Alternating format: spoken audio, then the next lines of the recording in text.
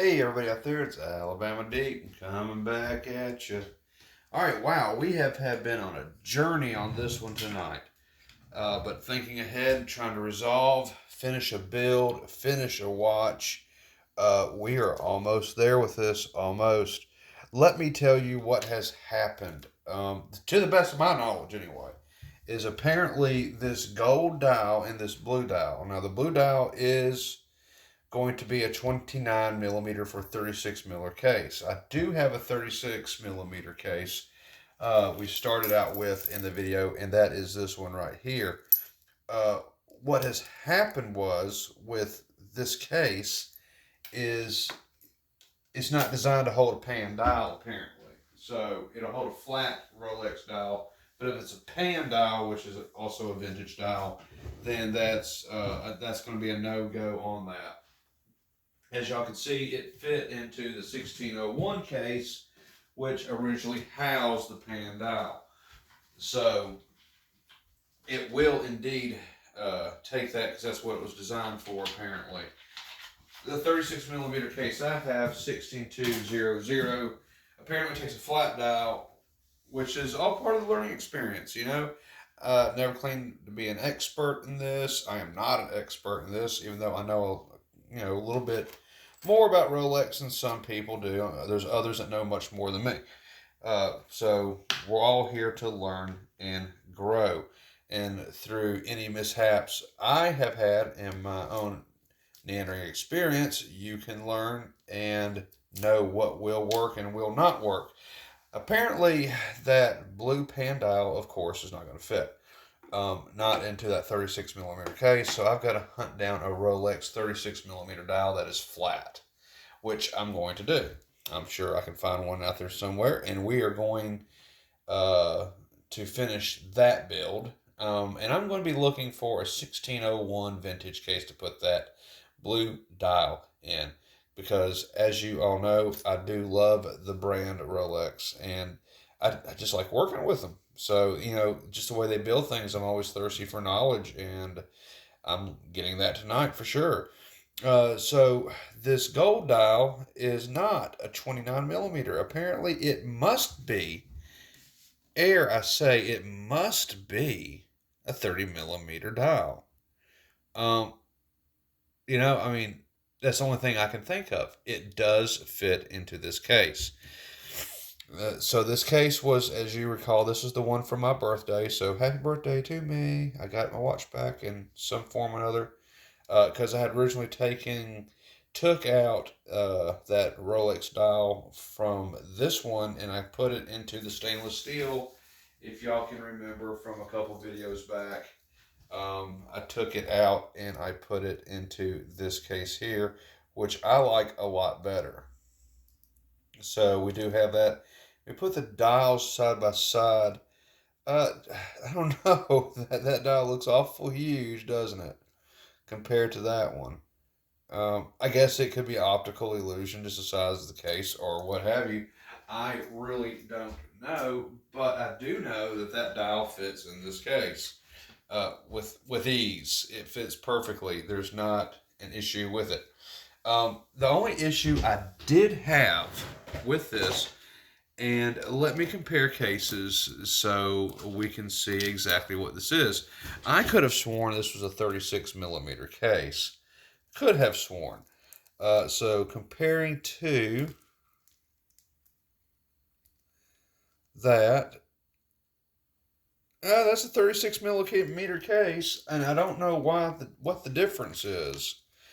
36 and 36. Yeah, it's a 36 because this right here, that's definitely a 40 millimeter. 41 millimeter. I'm sorry. So this is a 36 millimeter case. The other one is a 36 millimeter case. It's just different volume, I guess. Let's take it side by side.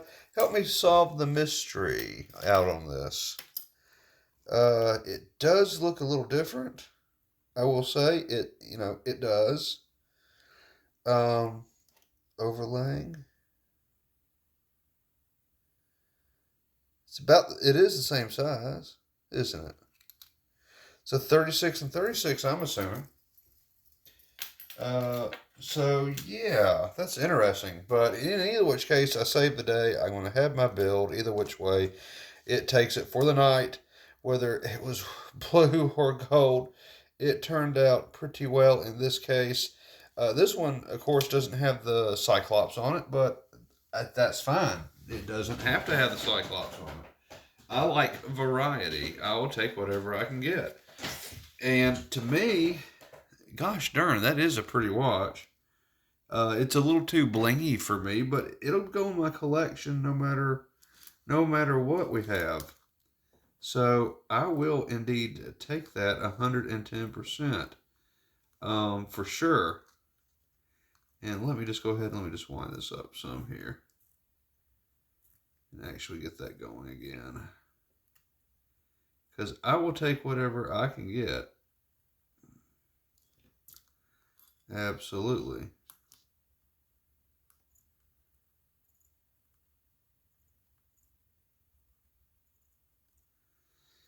And this does look like it will need a little extra attention from me.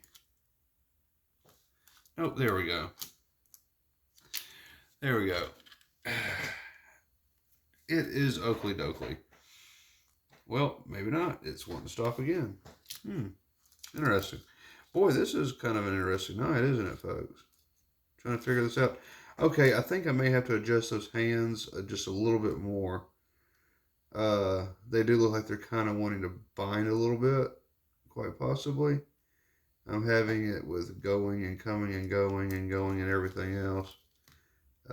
So pull the stem out on that. And let's see, it is clearing. So, okay, click it in. It is going again. Okay, good. So I'm thinking that it probably just needs a little bit closer look at the hands. I don't mind doing that. I will definitely get in there and take a closer look at the hands and do that to complete this build. But okay, this is what I've had to do. I've had to put it in this case.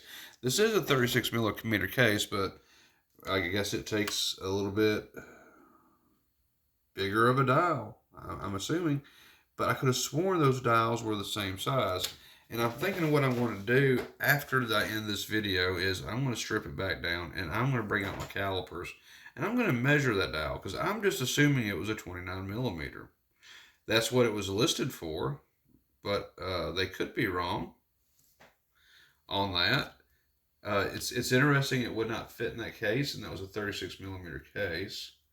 So it should have fit, but I noticed if you did as I did, thinking back when we were putting this together on the when we were putting this on the movement, and you saw it on the movement, the dial did overextend the movement, or it was right up against that movement. So it probably is a 30 millimeter dial, because if it's a 29 millimeter dial, you always see just a little bit of the movement hanging outward from the dial.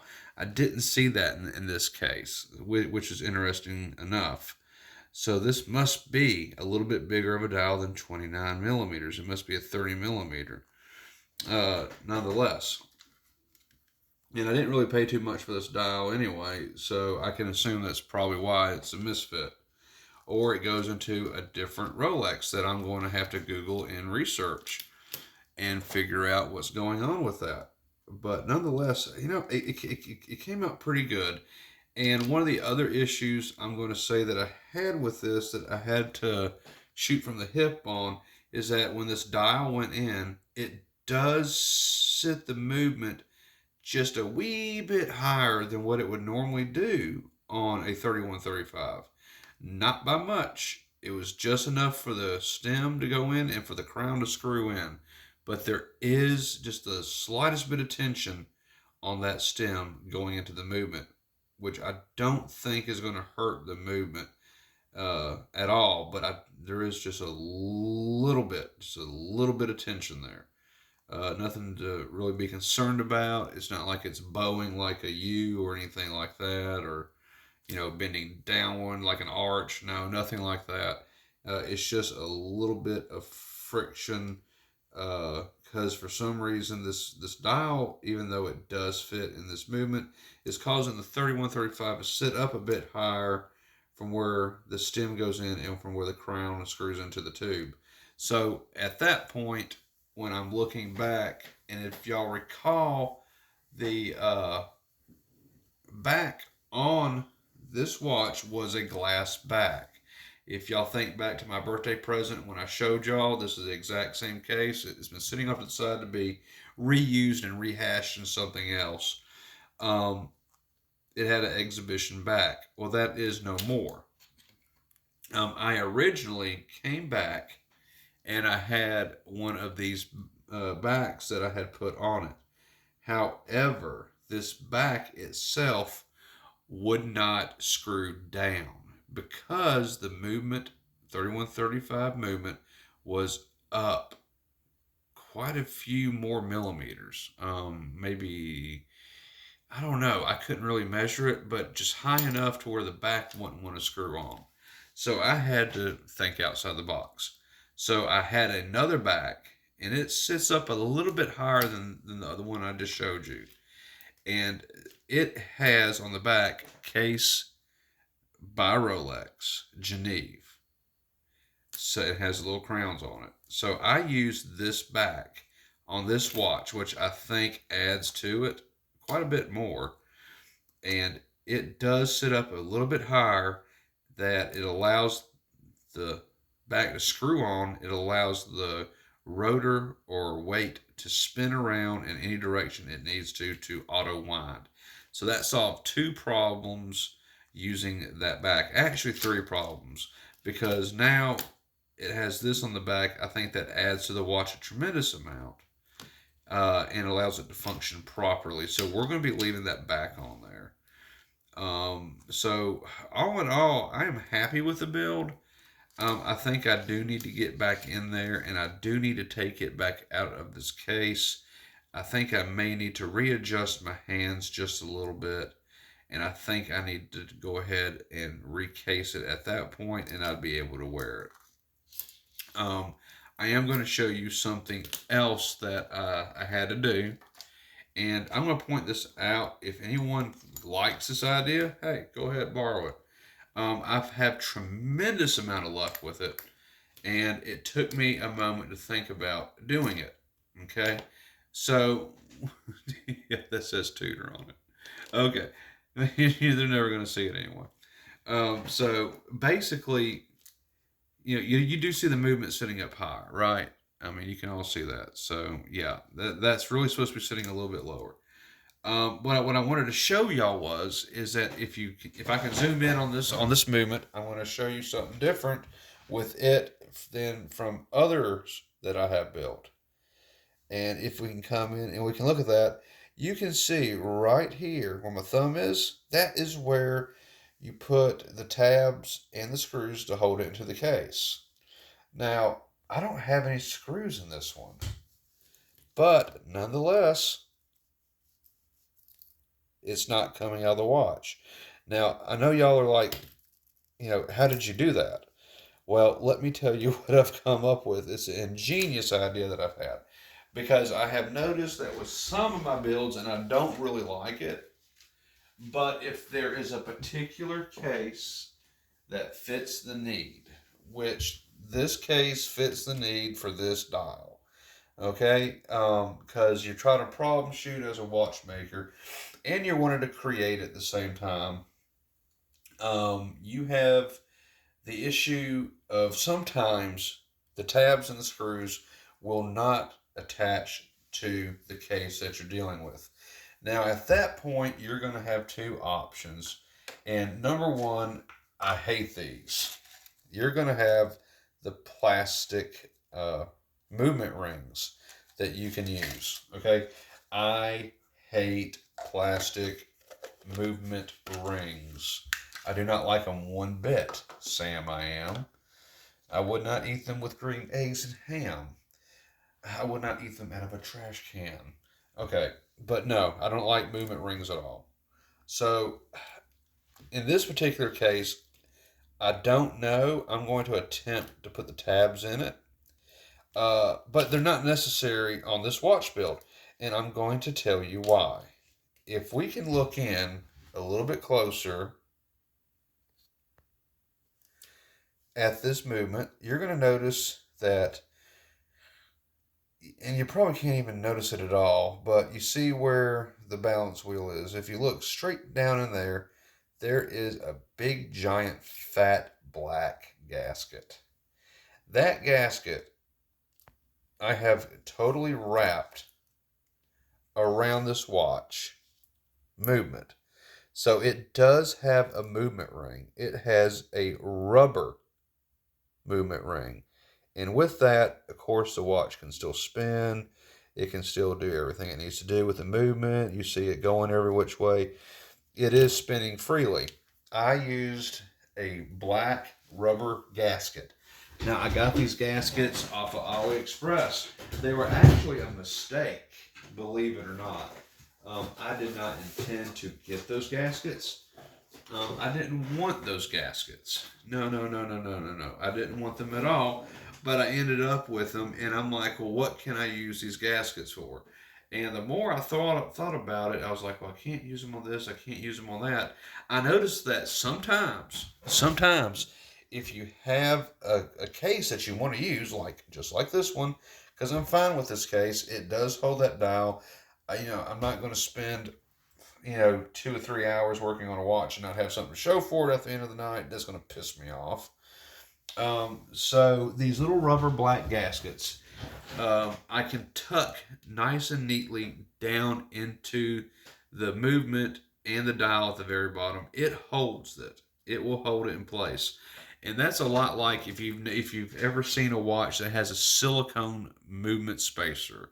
And I've only seen one or two, but they are out there. There are silicone movement rings that will fit into watches, and they use those instead of those plastic ones. And I agree with that idea. That's kind of where I got the idea for these black gaskets from.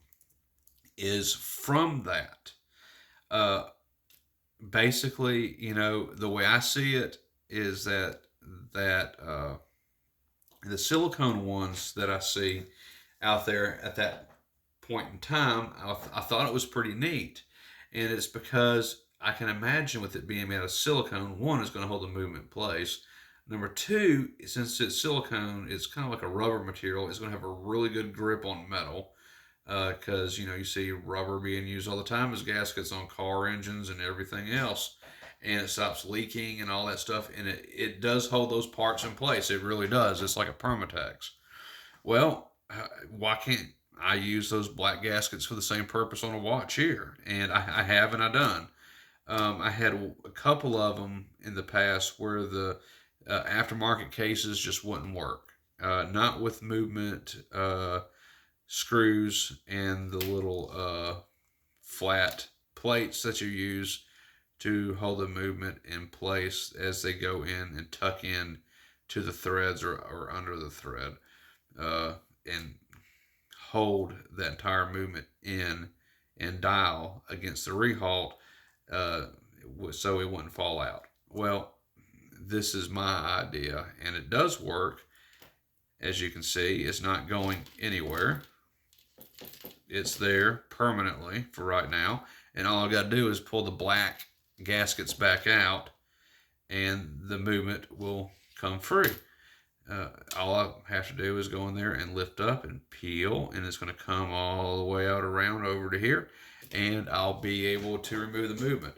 But as it sits, it doesn't need any screws or those thin tabs because it has a black thick gasket, friction fitted to the movement and to the stainless steel case itself. So problem solved. And I thought that was really, really cool. And I'm wondering if this is the right gasket for this. I don't know. I think it is. I want to see if it goes in there. Looks like it does. Okay, yay for me. So yeah, I thought that was a really good idea for this watch, and then that's what I have decided to do with it. Is I'm not going to put any screws or tabs in it because I don't have to. Not with this. and me kind of thinking outside the box on it, it'll be just fine without those tabs and screws. Uh, what I think I am going to have to do is I am going to have to go back in there and I'm going to have to adjust my hands a little bit. That's the only thing that I see I have to do. And then this watch will be good to go. And I'll be able to wear it. Now, I'll be honest with you, I don't think I'm ever really going to wear this one. Not unless I feel like I want to be really, really tacky. Um, and it is gorgeous. I mean, it is very, very pretty.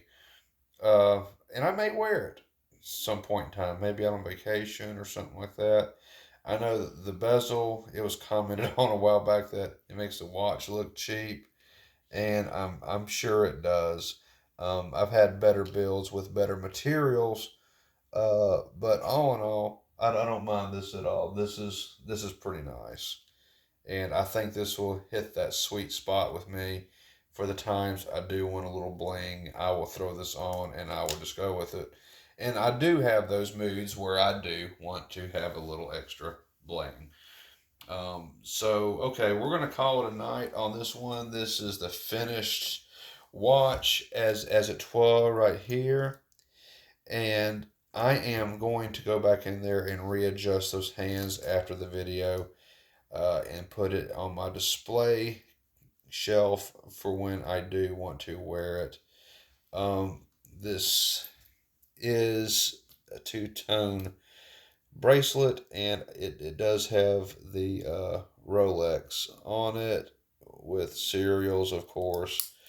This is going to be a very nice watch for me to wear in the future when I just have that special mood hit me. So, absolutely. I'm probably be wearing this in my next video because I do want to keep y'all updated on this. And my most sincere apologies that the blue dial did not fit. I am going to be looking for a 1601 case tonight, seeing how much it is and where I can get it from, and just so many other things. And I'm going to be looking into a dial for that 36 millimeter to take a flat Rolex dial.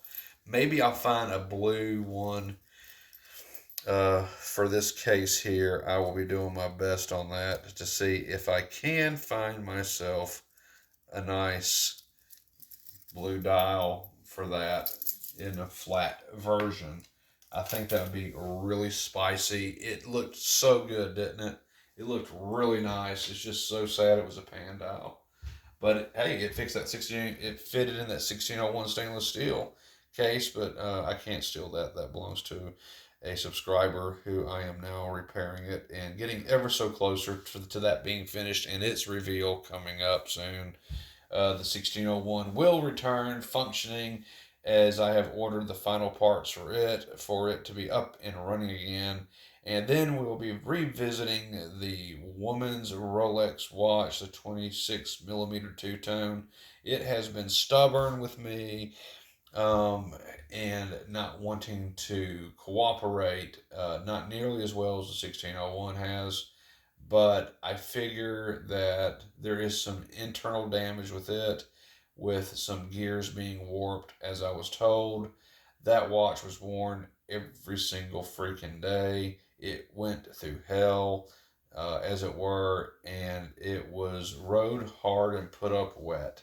So that does explain some issues with it, and it will be coming back along with the 1601. I am going to be coming up with a video of another female Rolex watch with diamonds on it. I think that's going to be a little bit easier of a watch to go ahead and get up running from what I've seen so far.